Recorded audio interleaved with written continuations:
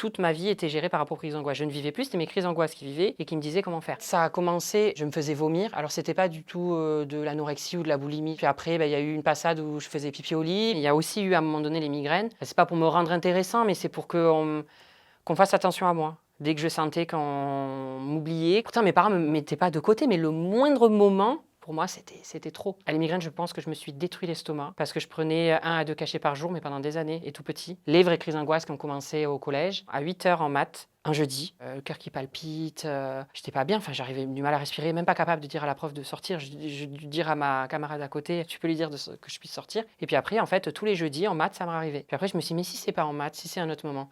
Et ça arrivait en physique-chimie. Après, ça a été en SVT. Et puis après, il y a des jours où je me disais, non, aujourd'hui, c'est trop, donc j'y allais pas. On ne peut pas vraiment définir strictement une crise d'angoisse. Il y en a tellement des différentes. On peut avoir une crise d'angoisse qui va durer 2 heures, on va avoir l'impression de mourir.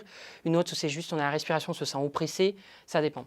Après, ça s'est transformé en la peur avant même que ça arrive. Donc je préparais tout à l'avance. Enfin, le tram, par exemple, j'attendais que 4-5 trams passent et qu'ils soient le plus vite possible. Toute ma vie était gérée par rapport aux crises d'angoisse. Je ne vivais plus, c'était mes crises d'angoisse qui vivaient et qui me disaient comment faire. Tu vas aller faire tes courses ce matin parce qu'il n'y a pas trop de monde. J'allais plus au bar, j'allais plus au resto. Ah non, ça s'est arrêté très très vite tout ça.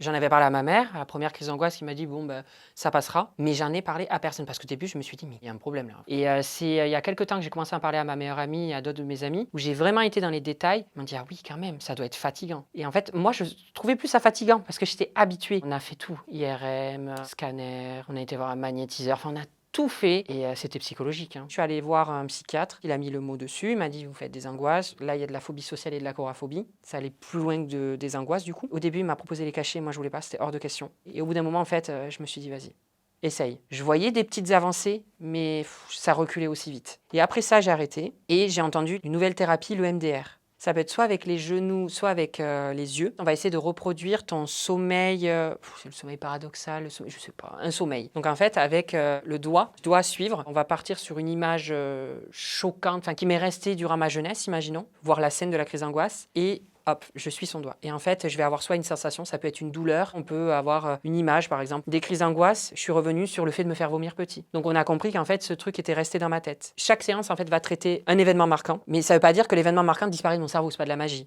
Mais ça me choque moins. Ma mère était trop collante, enfin j'étais trop chouchoutée par ma mère. Mon père, lui, à l'inverse, était trop surprotecteur. Je prenais un caillou dans la main, limite je pourrais en crever quoi. En fait, ils étaient déjà très anxieux. Donc je pense comme m'a dit ma psy, en fait, quand on a un parent qui est anxieux, voilà, mais quand on a les deux, enfin, voilà, c'est même pas la peine quoi.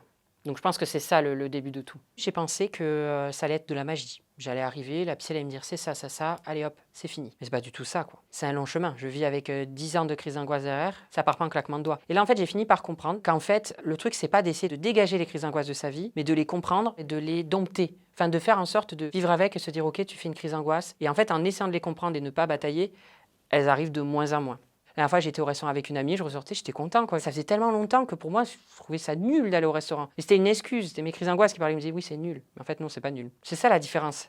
C'est moi qui décide, c'est plus les crises. Quand j'en ai parlé, je pensais pas du tout que ça allait faire. Enfin, c'était pas polémique, c'est pas le mot, mais je pensais pas du tout qu'on allait me dire oh là là, mais t'en parles, t'as aucune honte, t'en parles vraiment. Moi, il y en a qui me disaient mes amis sont même pas au courant que je vais voir un psy. Mais c'est pas une honte. Enfin, on a mal au pied, on va voir un podologue. Ben, quand on a le mental où ça va pas, ben, on va voir un psy. Quand on se dit est-ce qu'il faut que j'aille voir une psy, je pense que c'est le moment d'y aller. C'est qu'on sent qu'on n'y arrive pas tout seul et c'est pas une honte. Pour des personnes qui font des crises d'angoisse, je dirais, si elles sont trop présentes, de consulter. Alors psychiatre, psychologue, hypno, qui pensent que ça pourrait marcher. Après oui, faire de la méditation en pleine conscience, je le fais pas souvent, c'est vrai, mais de faire une activité et d'être là sur le moment, de ne pas réfléchir, c'est très compliqué. Je vous mets au défi de faire 30 secondes, un truc ce soir, par exemple, vous brossez les dents et vous concentrez juste sur le fait de brosser les dents sans penser. C'est limite impossible. Et c'est ce qu'il faudrait faire en fait. Parce qu'en fait, les crises d'angoisse, on est soit dans le passé, soit dans le futur, on n'est pas sur le moment. Et je pense qu'il faut être sur le moment, quoi, du coup.